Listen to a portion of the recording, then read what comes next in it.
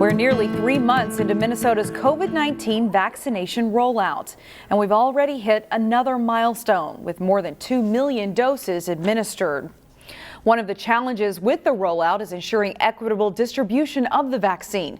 So far, immunizations for racial minorities lag behind the state's white population, but local health systems are working to change that. Delane Cleveland joins us now with more from Brooklyn Park, where 2 organizations have teamed up to address the disparities.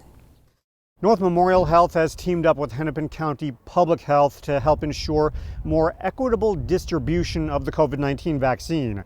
One of the ways they're doing that is by setting up mobile vaccination clinics, like this one here at Creekside Gables Senior Living Home in Brooklyn Park. When your goal is to get as many shots in arms as you can, sometimes those where it's harder are left behind for a while. So this is our chance to try to catch up on that. Now that we've kind of got the process going and we're doing a better job with it, it's time for us to get around to the community for all the people that are shut in and that are underrepresented to date. So this is a good example of that. All of the health systems are starting to do this. About 40 residents of Creekside Gables received the COVID-19 vaccine during Thursday's pop-up vaccination event. The goal of these pop-up clinics is to reach people who are traditionally underserved and may have barriers to accessing the COVID vaccine, such as a lack of transportation or difficulties with English. Hennepin County and North Memorial Health worked closely with community paramedics not only to identify the best locations, but to operate the vaccine distribution. Residents like Brian Lynch were happy to finally get their opportunity. Well, I think it's really good to bring it to a building like this because a lot of the people can't get out and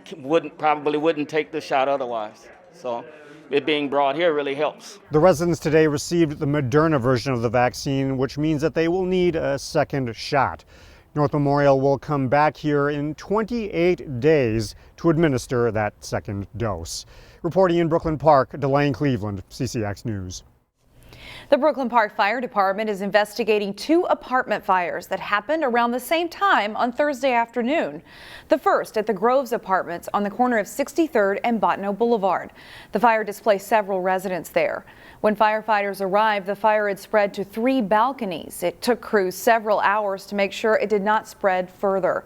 There were no injuries, and the Red Cross is helping those who were displaced. While crews were en route to that call, another fire call came in for an apartment fire in the 7400 block of 72nd Lane North. Crews saw smoke and extinguished a small kitchen fire in an unoccupied unit. The Brooklyn Park Fire Marshal is investigating both fires.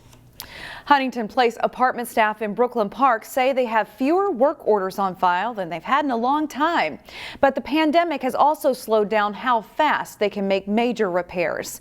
This update came as part of a discussion in the Brooklyn Park Economic Development Authority meeting this week.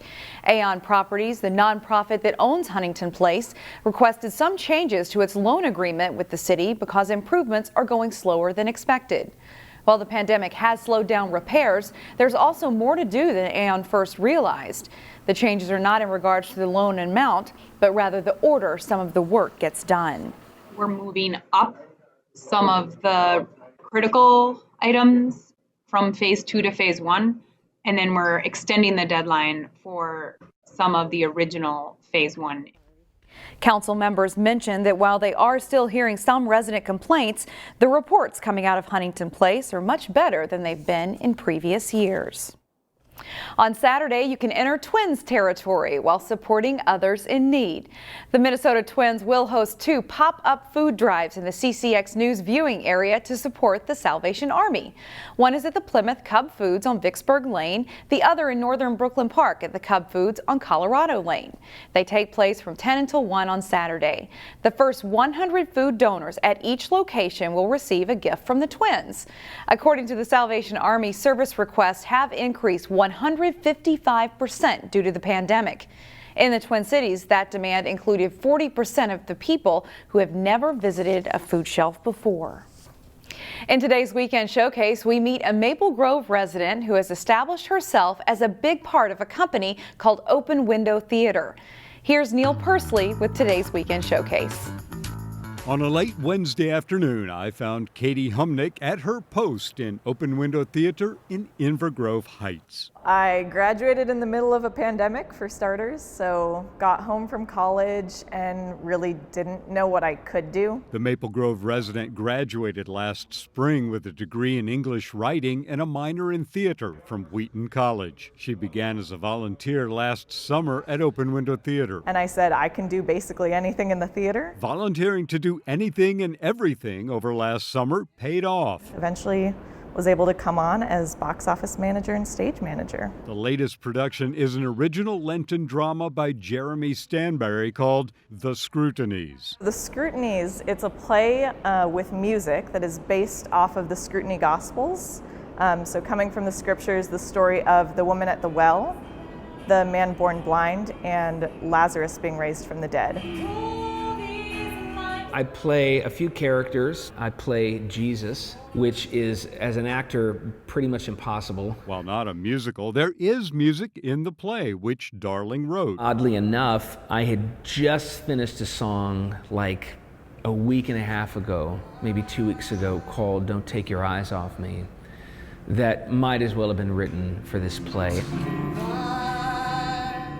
And reading the lyrics, I was like, oh my gosh, this is the parable of the blind beggar. This is a special limited engagement, and the show will only run through March 28th. Tickets for this live in-person performance are for the theater's core patrons, and information on how to get them is on their website. Our genuine hope is that the audience will be really deeply moved and drawn into that story of Jesus, to love him more and be more like him. For Weekend Showcase from Open Window Theater in Inver Grove Heights, Neil Persley, CCX News.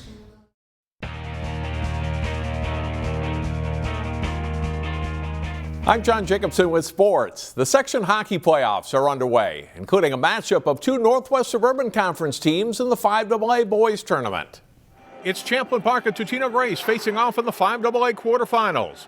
The Rebels strike first, 12 seconds into the game. Hogan Sinjum to Jordan Ron for the shot on goal to give Champlin Park the very early lead. Tied in the second period when the Eagles go ahead. Oliver Moore to Austin Bernovic, whose shot sneaks through for a goal, and it's 2-1 to Totino-Grace. The Rebels get that one back. Roy Johnson, a shot from the point. Mackay Sparks on the doorstep, scores on the rebound, and it's a 2-2 game. But the Eagles' offense explodes from there.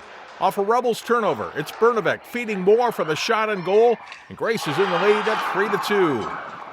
Still in the second period, Stephen Golden picks the top corner. Great shot and goal to make it 5-2. The Eagles score 6 goals in the second period on the way to a 9-4 win. They play a top-seeded Maple Grove in the semifinals Saturday afternoon. Section 6AA is one of the toughest in girls hockey. Jay Wilcox has highlights from a semifinal matchup between two local teams. It's second seed Benilde-St. Margaret's hosting third seed Wayzata in the Section 6AA girls hockey semifinals. Benilde strikes first. Emma Peschel the shot and Mary Zaveral tucks the rebound in. The Red Knights play a strong first period to take a 1-0 lead on the Trojans. Second period, and Carly Green makes the first save, but Olivia Ream with the wraparound banks it off Green and in. Another look shows how Ream got the goal. Wayzata ties it up 1-1 early in the period. Late in the second, a similar goal at the other end as Annika Lavender can't glove the shot and Olivia Haig scores on the wraparound. The fourth-ranked Red Knights are up 2-1 after 2 periods. In the third, leading 3-1, the Red Knights get another as Peschel snipes the shot home. It seems like Benilde has this one salted away at 4-1. But Wayzata isn't done. The blocked shot bounces high in the air and Sophia Bach chops it in. Wayzata's within 4-2, but that's as close as they get. Benilde wins 4-2 to advance to Saturday's section final against top seed Edina.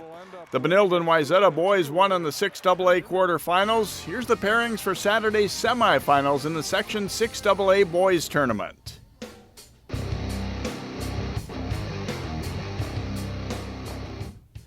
The state gymnastics meet is next weekend at Champlin Park High School. Champlin Park was the host Thursday for the Section 5AA meet. The 8-team Section 5AA meet split into two 14 pods per state high school league COVID-19 guidelines. In the afternoon session, Champlin Park's Katie Johnson with a great balance beam routine. She scores a 9.5 to win the event.